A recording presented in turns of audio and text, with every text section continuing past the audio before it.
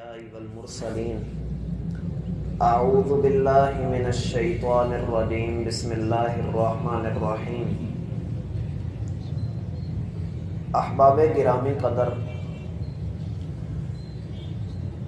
ہر انسان اپنے بھلے کی بات کرتا ہے، اپنا فائدہ دیکھتا ہے، اپنی خوشی کا سامان کرتا ہے، اور چاہت ہر انسان کی یہ ہے کہ یہ دنیا اور آخرت میں کامیاب ہو جائے۔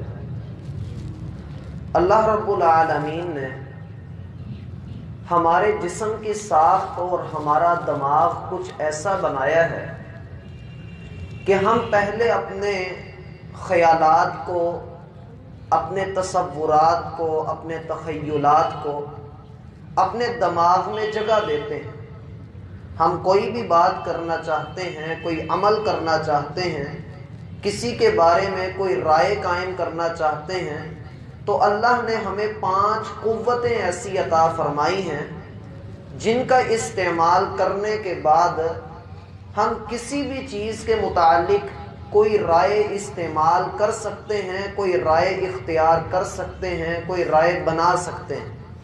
اور وہ 5 قوتیں جن کو حواس خمسہ کہا جاتا ہے، دیکھنے کی قوت، سننے کی قوت، سونگھنے کی قوت، کسی چیز کا لمس محسوس کرنے کی قوت اور چکھنے کی قوت، یہ 5 قوتیں ایسی قوتیں ہیں جن کو حواس خمسہ کہا جاتا ہے۔ یہ ہمارے حواس ہیں، یہ 5 ایسی بنیادی قوتیں ہیں جو ہمیں ادراک کرواتی ہیں کہ تم جس کو دیکھ رہے ہو وہ ایک انسان ہے۔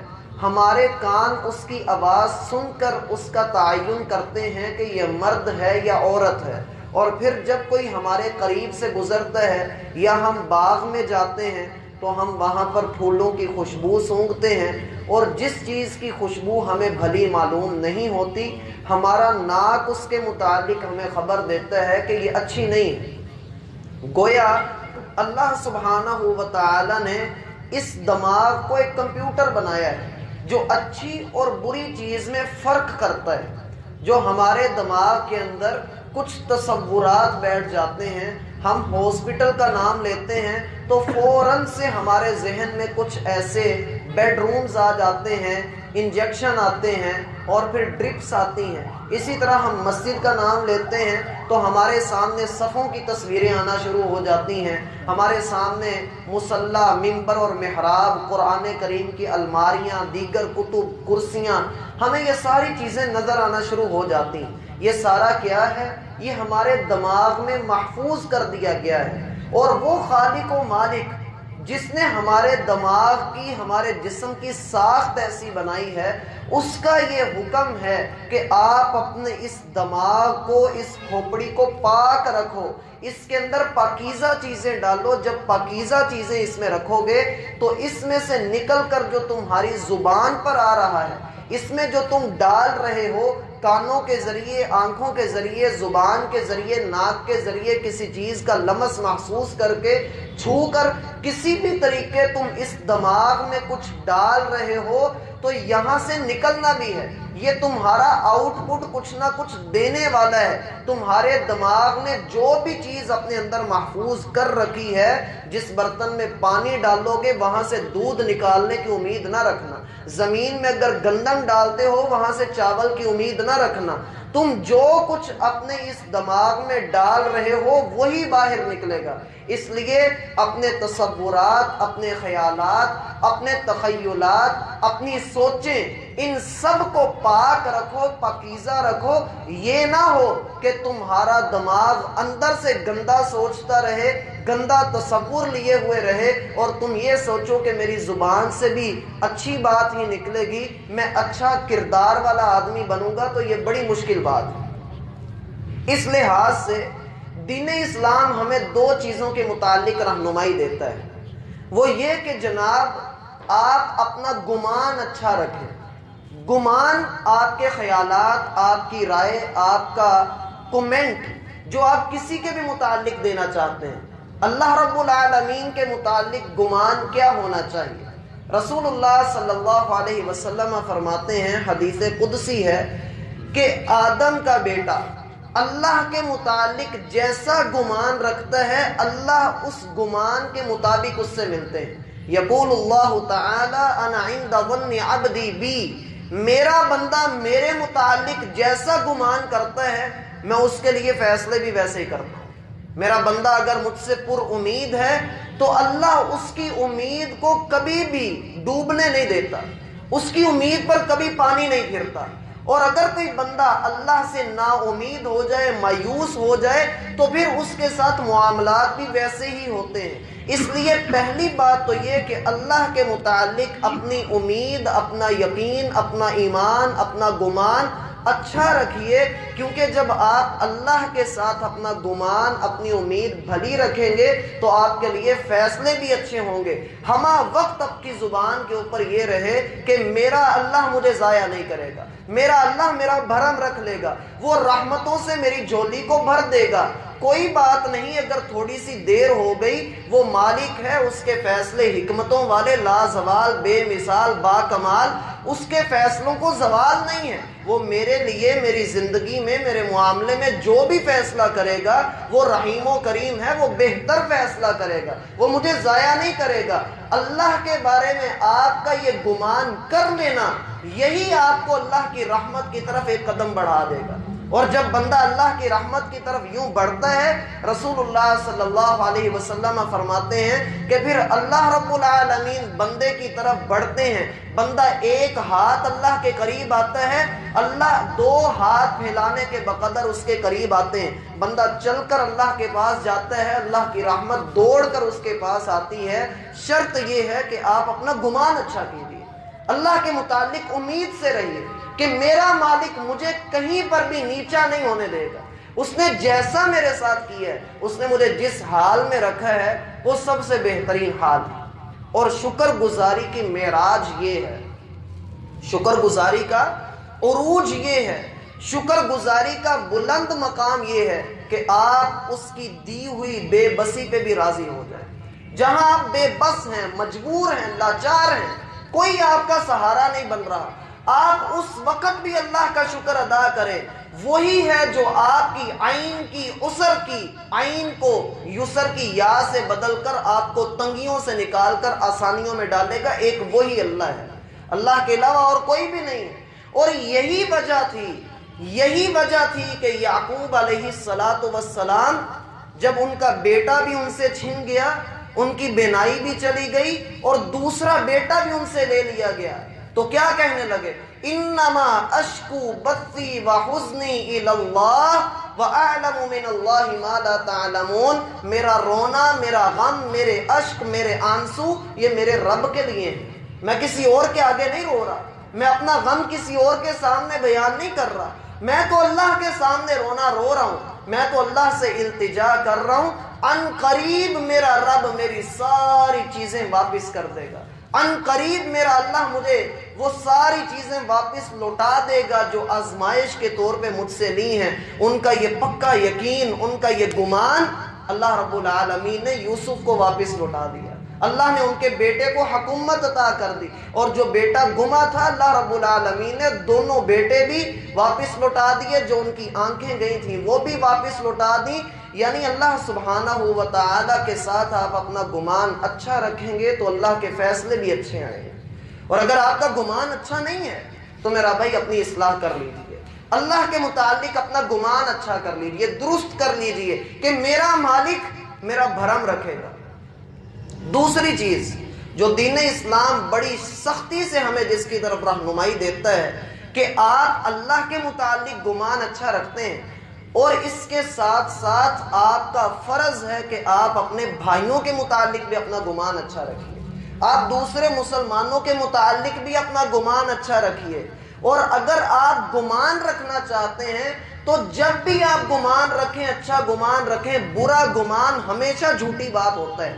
جب بھی آپ کسی کے متعلق برا گمان قائم کرتے ہیں، بدگمانی اپنے دل میں لاتے ہیں، کسی کے بارے میں غلط سوچتے ہیں، اس کے بارے میں یہ سوچتے ہیں کہ اس نے یہ بات مجھے کیوں کہی، اس نے یہ بات میرے ساتھ کیوں کی، اس نے مجھے ایسے کیوں دیکھا، یہ راہ چلتا بندہ یہ کیوں اس طرح سے مجھے کہہ کر گیا، تو یاد رکھیے آپ اگر بدگمانی دل میں پالیں گے تو وہ بدگمانی ان قریب آپ کی زبان سے واضح بھی ہو جائے گی۔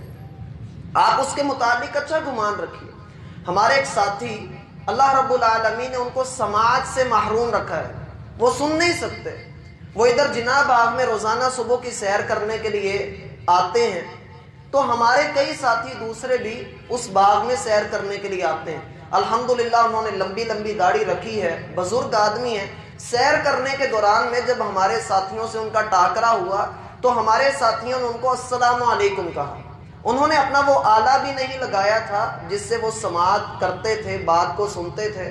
خیر ان کو پتہ نہ لگا، جو بہرا تھا اس کو علم نہ ہو سکا، وہ آگے چل دیا، اس نے جواب نہ دیا کیونکہ اسے معلوم ہی نہیں تھا کہ مجھے سلام کیا جا رہا ہے۔ ایک دن ایسا ہوا، 2 دن ایسا ہوا، 3 دن ایسے ہوئے، چوتھے دن وہ بندہ میرے پاس آ گیا، کہنے لگا یار اس نے داڑھی رکھی ہے، حاجی بنا پھرتا ہے، اپنی ماں کی اتنی خدمت کرتا ہے، تہجد گزار ہے، لیکن سلام کا جواب تو دیتا نہیں، اتنا متکبر آدمی ہے۔ اس کو علم ہی نہ تھا کہ وہ بندہ سماعت سے محروم ہے۔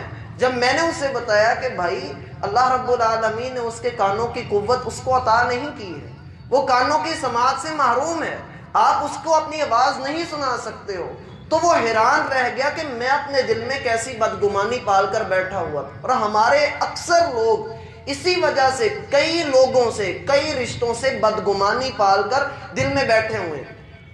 اور یاد رکھیے جب کبھی انسان بدگمان ہوتا ہے، اللہ رب العالمین فرماتے ہیں یا ایھا الذین آمنوا اجتنبوا کثیرا من الظن، ایمان والو بدگمانی سے بچو، ان بعض الظن اثم، یہ جو گمان ہے، یہ بدگمانی، یہ گناہ کا کام ہے، بڑا بدترین گناہ ہے۔ اس لیے شریعت اسلامیہ ہمیں یہ حکم دیتی ہے کہ آپ لوگوں کے ساتھ ان کے معاملات، آپ لوگوں کے ساتھ جو آپ رہیں گے ان کے ظاہری اعمال کے مطابق رہیں گے۔ آپ کبھی بھی ایسا نہیں کرتے کہ ایک گلاس، شیشے کا گلاس آپ کو دیا جاتا ہے، اس میں منرل واٹر ڈال کر آپ کو پیش کیا جاتا ہے اور گلاس کے باہر نالی کی گار اٹھا کر مل دی جاتی ہے، میرے خیال سے آپ کبھی بھی اس گلاس میں پانی نہیں پئیں گے، حالانکہ اس میں آب زمزم ملایا گیا ہے، اچھا پانی ڈالا گیا ہے، آپ اس کو نہیں پئیں گے۔ کس وجہ سے؟ کہ گلاس باہر سے گندا نظر آ رہا ہے، گلاس باہر سے گندا نظر آ رہا ہے، اس میں پانی بے شک جتنا مرضی آپ نے شفاف ڈالا ہے۔ اسی طرح سے اسلام کے اندر یہ بات واضح ہے کہ آپ کا عمل، آپ کا ظاہری حلیہ، اسے دیکھ کر حکم لگایا جاتا ہے، آپ کے دل کی حالت کیا ہے اس کو کریدنے کی مجھے اجازت نہیں ہے۔ رسول اللہ صلی اللہ علیہ وسلم نے صحابہ کرام کو ایک غزوے کے لیے بھیجا، تو وہاں پر ایک کافر تھا جو کہ مسلمانوں کو بڑا نقصان پہنچا رہا تھا۔ کرتے کرتے مسلمانوں میں سے ایک شخص جن کا نام سیدنا اسامہ بن زید تھا، انہوں نے اس آدمی کا پیچھا کرنا شروع کیا۔ فرماتے ہیں کہ میں اس کے پیچھے بھاگا اور میرے ساتھ ایک انصاری صحابی بھی اس کے پیچھے بھاگے کہ ہم اللہ کے اس دشمن کو پکڑ کے کیفر کردار تک پہنچائیں۔ جب ہم نے اس کو پکڑ لیا فقال لا الہ الا اللہ، اس نے فوراً سے کلمہ پڑھ لیا، تو صحابی نے فکف عنہ الانصاری، صحابی نے تو جو انصاری صحابی تھا اس نے اپنا ہاتھ اس سے روک لیا، وَطَعَنْتُهُ بِرُمْحِيٍّ حَتَّى قَتَلْتُ، اس بندے نے جو کلمہ پڑھا تھا لا الہ الا اللہ، میں نے اس کی پرواہ نہ کی اور میں نے اپنا نیزہ اس کے سینے کے آر پار کر دیا۔ فَلَمَّا قَدِمْنَا إِلَى الْمَدِينَةِ، جب ہم مدینہ واپس آئے، بَلَغَ ذَلِكَ النَّبِيُّ صلی اللہ علیہ وسلم، اس بات کی خبر اللہ کے رسول کو دی گئی۔ آپ علیہ السلام نے مجھے اپنے پاس بلایا اور کہا اسامہ کیا معاملہ ہوا تھا؟ میں نے خبر دی۔ آپ علیہ السلام نے ارشاد فرمایا اقتلتہ بعد ان قال لا الہ الا اللہ، آپ نے لا الہ الا اللہ پڑھنے کے بعد بھی اس کو قتل کر دیا۔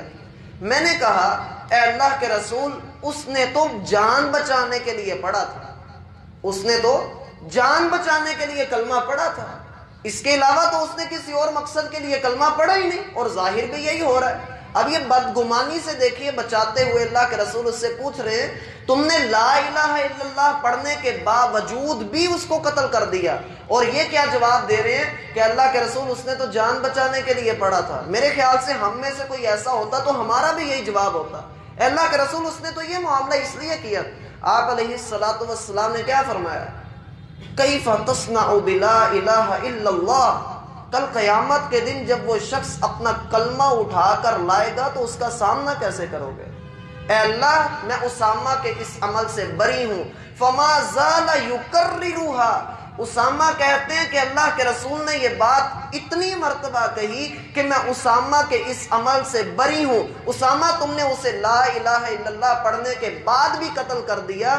اللہ کے رسول نے یہ بات اتنی مرتبہ کہی کہ میں نے دل میں سوچا کاش کہ میں ابھی اسلام ہی نہ لایا ہوتا، آج کے دن سے پہلے میں مسلمان ہی نہ ہوتا، میں اسلام بعد میں قبول کر لیتا اور یہ گناہ میرے کھاتے میں نہ آتا۔ اب میں اسلام قبول کر چکا ہوں، یہ گناہ میرے کھاتے میں۔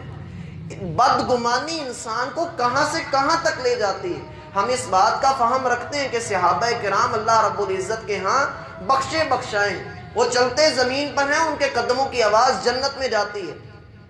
لیکن یہاں پر یہ بات بھی ذہن میں رکھیے، میں نے پہلے ذکر کیا جو بندہ ہمارے ساتھ ہمارے درمیان جیسے رہے گا ہم اس پر حکم بھی ویسے ہی لگائیں گے۔ ایک بندہ ہے جو نماز کا تارک ہے، نماز نہیں ادا کرتا، وہ زکوٰۃ نہیں ادا کرتا، ان کا انکار کرتا ہے، وہ کہتا ہے میں نماز نہیں ادا کروں گا، ایسا بندہ تو سارے علماء کے نزدیک، ایک گرے پڑے مسلمان کے نزدیک بھی وہ بندہ کافر ہے۔ اور دوسرا وہ بندہ ہے جو یہ کہتا ہے کہ بھائی میں نماز تو ادا نہیں کرتا لیکن نماز کو مانتا ضرور ہوں، بس دعا کرو اللہ مجھے توفیق دے میں نماز ادا کر لیا کروں، تو یہ بندہ مسلمان تو ہے لیکن اس میں گناہ ابھی باقی ہے۔ ہم اس کے ساتھ اچھی امید رکھ سکتے ہیں کہ آنے والے وقت میں یہ بندہ ایمان لے آئے گا، لیکن بدگمانی اس کے متعلق پالنا اور اس کو کہنا کہ یہ کافر ہے، یہ چیز جائز نہیں ہوگی۔ اس کو مزید سمجھیے، سیدنا مقداد بن اسود رضی اللہ عنہ بیان کرتے ہیں کہ میں نے رسول اللہ صلی اللہ علیہ وسلم سے کہا ہے اللہ کے رسول، ایک شخص کافروں کا ایک شخص ہے وہ میرے پاس آتا ہے میدان جہاد میں، وہ آ کر میرا ایک ہاتھ کاٹ دیتا ہے، ثم لاذ منی بشجرہ، پھر میں اس کے پیچھے جب بھاگتا ہوں تو وہ ایک درخت کے پیچھے چھپ کر مجھ سے جو ہے وہ اپنے آپ کو بچا لیتا ہے، جب میں اس کو قتل کرنے لگتا ہوں تو آگے سے کہتا ہے اسلمت للہ، میں اللہ پر ایمان لایا۔ اللہ کے رسول اس نے میرا ایک ہاتھ بھی کاٹ دیا ہے، اب مجھ سے بچنے کے لیے وہ اسلام کا دعویٰ بھی کر رہا ہے، اقتلو، کیا میں اس کو قتل کروں؟ آپ علیہ الصلوۃ والسلام نے کیا فرمایا؟ لا تقتلہ، آپ نے اسے قتل نہیں کرنا۔ اگر آپ نے اسے قتل کر دیا تو اس کا جو کلمہ اس نے پڑھا تھا وہ تو سارے لوگوں کے سامنے آ گیا اور آپ پر مقدمہ دائر ہو جائے گا، جی تم نے ایک مسلمان کو قتل کیا، تمہارا ہاتھ ہی اس نے کاٹا تھا، تم نے بندہ ہی مار دیا، تو تم اس کو اگر قتل کرو گے تو تمہارے اوپر سارا بلیم آ جائے گا۔ اور اگر وہ جان بوجھ کر ایسا کر رہا ہے اور پھر تمہیں وہ مار دیتا ہے، تمہیں قتل ہی کر دیتا ہے، تو تم تو شہادت کا رتبہ پا گئے، تم اس کو نہ قتل کرنا۔ مزید اس کو سمجھیے، سیدنا عمر رضی اللہ عنہ کہا کرتے تھے کہ اللہ کے رسول صلی اللہ علیہ وسلم کے دور میں جب کبھی کوئی بندہ ٹیڑھ پن دکھاتا تھا، کوئی گناہ کرتا تھا تو وحی نازل ہوتی، اس بندے کو اصلاح کر دی جاتی، لیکن ان الوحی قد انقطع، آج کل کے دنوں میں تو اللہ کے رسول وفات پا چکے ہیں، اب تو وحی نازل نہیں ہوتی، اب تو جو بندہ ہمارے ساتھ نیکی کرے گا ہم اس کے دل کو نہیں کریدیں گے کہ اس کے دل میں ہمارے بارے میں کیا ہے، جو نیکی کرے گا ہم اس کے ساتھ اچھا سلوک کریں گے، اور جو ہمارے ساتھ برا رویہ اختیار کرے گا دل میں چاہے اس کے ہمارے لیے جتنی مرضی محبت کیوں نہ ہو، ہم اس کی اس برائی کو دیکھ کر اس کے اوپر حکم جاری کریں گے۔ یہی وجہ ہے کہ رسول اللہ صلی اللہ علیہ وسلم نے فرمایا تھا کہ اگر آج فاطمہ بنت محمد بھی چوری کرتی تو ہم اس کا ہاتھ بھی کاٹ دیتے۔ بات کی سمجھ آئی ہے کہ دل جو انسان کا ہے اس کو کریدنا ہمارا کام نہیں ہے، یہ اللہ کے سپرد ہے۔ ہم لوگوں سے معاملہ کریں گے ان کے ظاہری حالات کو دیکھ کر کہ وہ کیا کر رہے ہیں، ان کا جو ہمیں نظر آ رہا ہے ہم یہ نہیں کہہ سکتے کہ اس کے دل میں یہ ہے اس کے دل میں وہ ہے. دل کی حالت کو صرف اللہ جانتا ہے. اس لیے اپنے دلوں سے بھی بدگمانی ختم کیجئے اور جو لوگوں کے دل ہیں ان کو بھی کریدنا چھوڑیے. جو لوگوں کے معاملات آپ کے سامنے ہیں ان کے مطابق ان کے ساتھ سلوک کریں. اگر ہم دلوں کی ٹوہ میں لگ گئے تو یہ انتہائی خطرناک کام ہے. اللہ ہمیں اس سے محفوظ فرمائے. وما توفیق الا باللہ.